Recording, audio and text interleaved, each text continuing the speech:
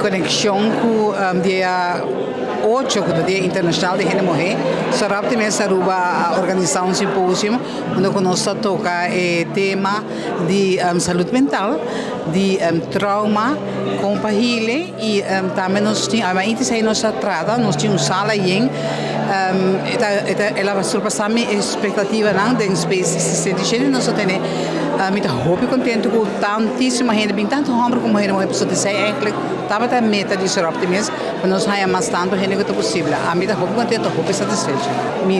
Está tema que está muito atual.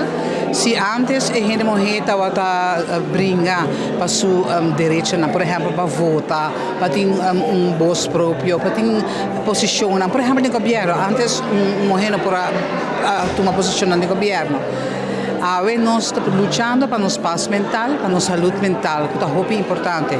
Porque de mês roceia com nós, a tudo direito na ela bem acompanhar para a responsabilidade. Nós temos a mulher que tem trabalho, trabalha 8 horas, e na minha casa, também se gosta, não tem bebê que tem 8 horas de trabalho para manage casa. Então,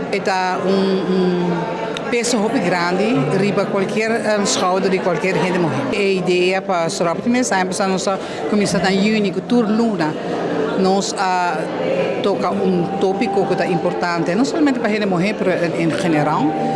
E aqui também me quero que nós começamos com tour luna, mensualmente, atender com tópico que está de importância para ser a mulher.